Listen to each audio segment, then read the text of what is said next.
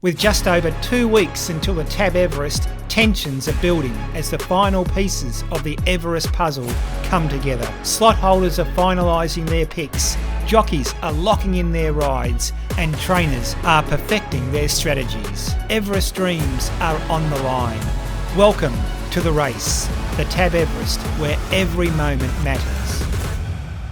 In this week's episode, slot holders make their move, locking in Stormboy, Gigakick, Lady of Camelot and Sunshine in Paris, while Bustling is out. We also look back at a thrilling Golden Rose where Broadsiding made history, defeating his stablemate and Everest hopeful Traffic Warden in a memorable finish. Jockey Craig Williams speaks on Bella Nipotina's chances in the Everest, and we catch up with trainer Chris Waller as he discusses the rising Jolie Star.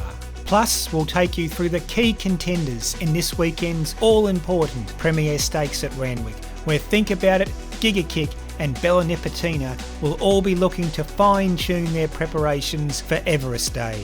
The race starts now. The Tab Everest is beginning to take shape as more slot holders cement their runners. Coolmore Stud has locked in Adrian Bott and Gay Waterhouse trained Stormboy after his impressive fourth in the Golden Rose. Two-time Everest winning slot holder James Harron has confirmed he has leased his slot to Go Bloodstock, the owners of Lady of Camelot, also trained by Waterhouse and Bott. The Australian Turf Club and Pinecliff have selected Gigakick as their horse for the Everest. Gigakick races this weekend in the Premier Stakes with a little less pressure knowing their slot is locked in. Fairway Thoroughbreds have confirmed the Annabelle Neasham and Rob Archibald trained Sunshine in Paris after her impressive win in the Shirako Stakes last month. And finally, Bustling has been pulled out of the Everest by owners Max Whitby, Neil Werrett and Cole Madden due to an injury, meaning the slot holders are looking for another horse.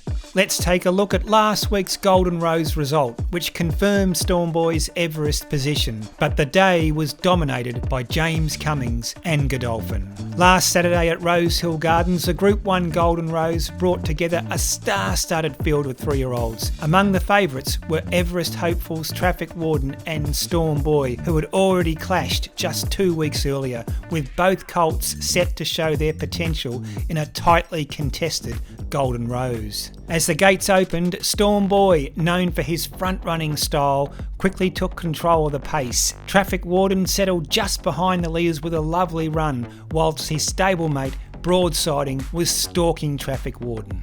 With both colts well positioned, it seemed like a replay of their previous duel, but this time a new challenge was looming.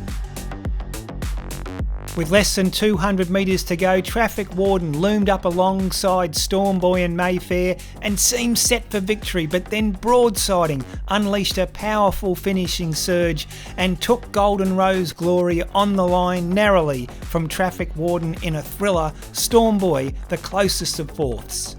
Broadsiding became the first horse ever to win the Golden Rose first up from a spell, and in doing so provided trainer James Cummings with his 50th career Group 1 win, a decade after his first major in the very same race. He's a European bred horse with a European style, and he was in the right race fresh up, and that's just our stable having the confidence to know our horses. For James McDonald, it was another masterclass of race riding, scoring his 99th Group 1 win after positioning Broadsiding perfectly and executing at just the right time. He was feeling the pinch 100 from home. Just the fighting qualities in this horse. The turn of foot, the will to win. Just a marvellous horse. Adrian Bott, Stormboy was very, very brave. What does that run tell you about him, and is the Everest back in the mix? Everest certainly still in the mix. I thought 1400 metres may have saw him out today. And so with that, that opened up a few 1200 metre options, and certainly the Everest would be a key race to try and target with him. But it's not all about the boys. This year's Everest is being numerically dominated by the mares. There are 5 mares already locked into this year's big race. Bella Nipotina, Jolie Star, Steffi Magnetica, I Am Me and Sunshine in Paris. However, Amir has neither won or even place in the world's richest turf race. Let's hear from jockey Craig Williams on Bella Nipotina's chances, and then we'll catch up with trainer Chris Waller about Jolie Starr's preparation for the Everest. Craig Williams, next Saturday we'll see Bella Nipotina in what's going to be a hot Premier Stakes, but she seems to race every second or third week and never puts in a bad performance. Craig, what's her secret? I think maturity, time, and the way that Kieran and his stable are managing her. And physically, she's just got bigger, and it's quite remarkable. A 6-year-old mare, she's actually like an Iron Lady horse of racing, and you know she's going to take a lot of beating. Chris Waller, earlier this week you locked in Jolie Starr for the Everest. Is that a relief now that you can concentrate on the big race? Yeah, it is. Hence the reason we decided we'll go into the race fresh. You don't have to prove a point. We're satisfied on a form perspective, so we'll go into the Everest sort of 5 or 6 weeks between runs and a trial, probably 8 days out. This Saturday at Royal Randwick, the crucial Group 2 $1 million Premier Stakes is shaping as a decisive key lead-up to the Tab Everest. Among the Premier entries are some of the biggest names in Australian sprinting, including Giga Kick, who is looking to build on his comeback Concord Stakes run. And think about it, the reigning Everest champion from 2023.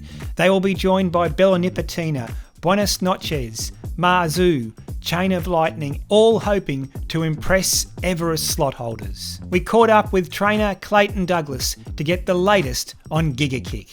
This is Giga Kick. What's his stable name? Connor, after Conor McGregor. Okay, but UFC fighter. Yeah, so Giga Kick's actually a move with the UFC. I think it might be a kick to the ribs or something, but yeah, there's a little bit of trivia for you. His coat's gleaming in the sun. He's really come on since the first up run. Had a nice space between his first and second up run, and that was always the plan. And all in all, very happy with how the program's going. The Premier, what are you expecting? Does he necessarily have to win to get a big tick from you? Look, he doesn't have to win, but he has to be running very well. He wants a flashing light on him, and he probably really wants to be running in the first 3. He's a much more mentally mature horse, so I'm looking forward to seeing what we can do this time around. Let's take a look at the slots as they stand. Max Whitby, Neil Werrett and Cole Madden have a vacant slot. Coolmore Stud with Stormboy. The Australian Turf Club and Pinecliff Racing with Giga Kick. Go Bloodstock and James Harron with Lady of Camelot. And Fairway Thoroughbreds have locked in Sunshine in Paris.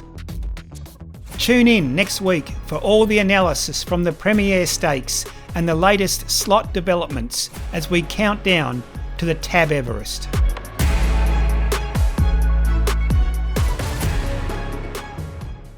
You win some, you lose more. For free and confidential support, call the number on the screen or visit the website.